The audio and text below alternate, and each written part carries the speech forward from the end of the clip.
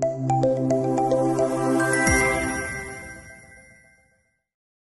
everyone, তোমালোকে চাবলৈ আৰম্ভ কৰিছা ইগল এডুকেশ্যন স্কুল আৰু মই অভিজিত মজুমদাৰ।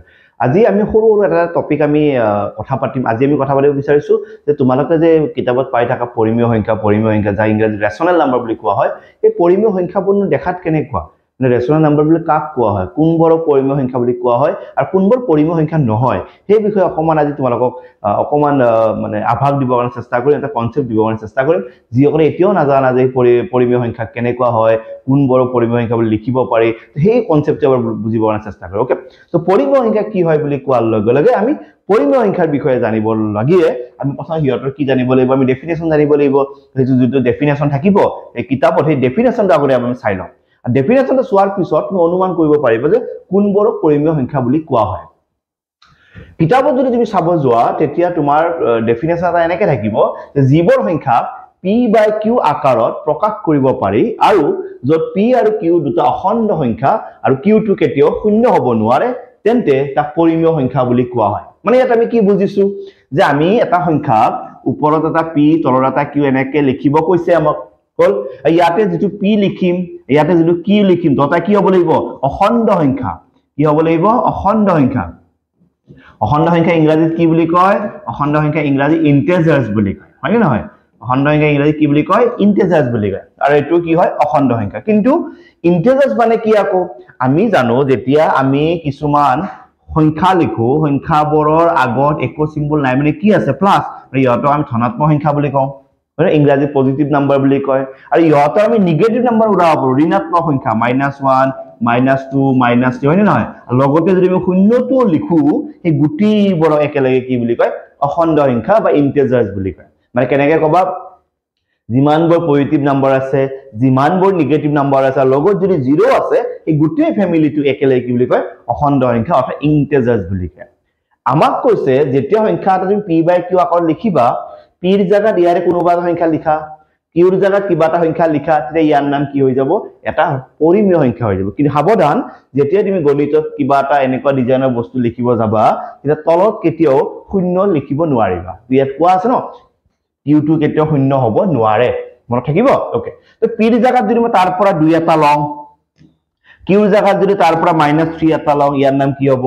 পৰিমেয় সংখ্যা হ'ব। p ৰ জায়গাত যদি মই -7 লওঁ, q ৰ জায়গাত যদি মই 1 লওঁ, এটো কি হ'ব? পৰিমেয় সংখ্যা হ'ব।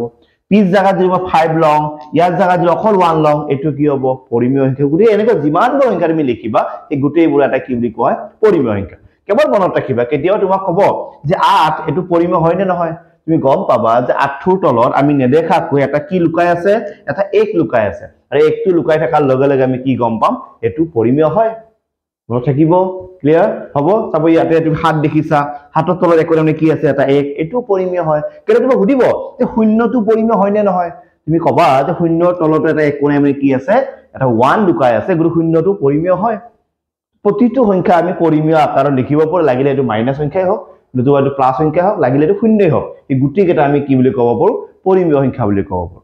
এতিয়া কথাটো হৈছে কি, যেতিয়া মই এই সংখ্যাবোৰ লিখি আছো, সাপোজ মই 2/3 7/5 এইবোৰ যেতিয়া লিখি আছো, তেতিয়া তোমাৰ মনলৈ এটা প্ৰশ্ন আহিছে, যদিও মই তোমাক লগ পোৱা নাই, তুমি মোবাইলত যদিও মোক চাই আছা, তোমাৰ মনত এটা প্ৰশ্ন আহিছে। কি প্ৰশ্ন আহিছে?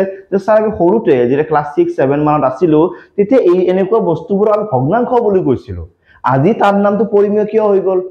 যতাটো দেখাত মোটামুটি একেই হয়, আমিতো ভগ্নাংশ বুলি ক'ব পাৰো। তোমাৰ এনেকুৱা এটা প্ৰশ্ন মনত আহিছে?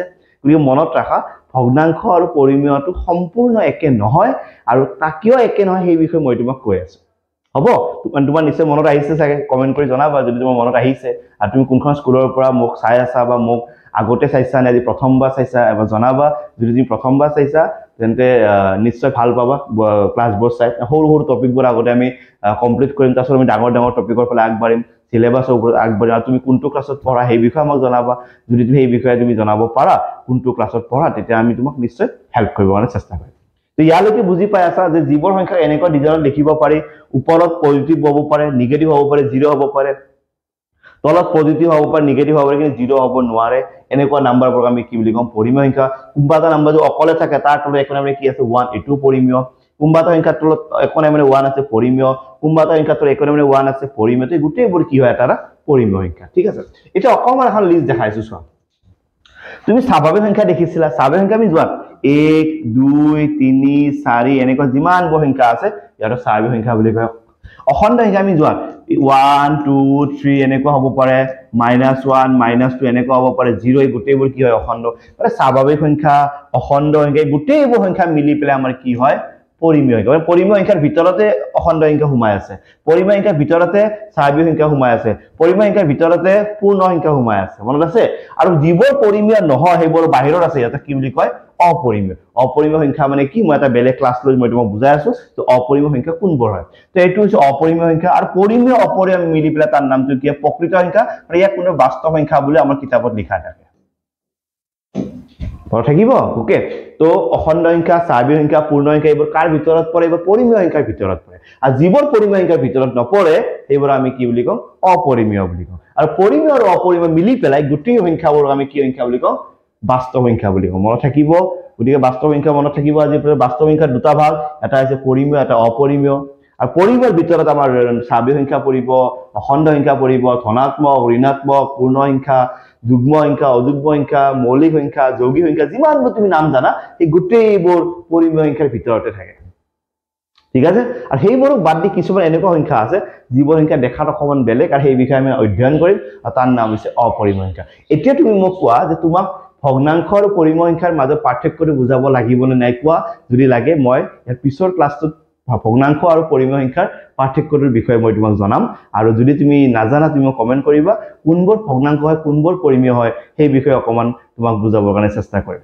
আৰু ক্লাছটো কেনেকুৱা লাগিছে জনাবা আৰু সৰু আৰু এটা টপিক লৈ নেক্সট ক্লাছ আহি আছো তেতিয়ালৈকে লগ পাম চাই থাকিবা Eagle education school thank you so mass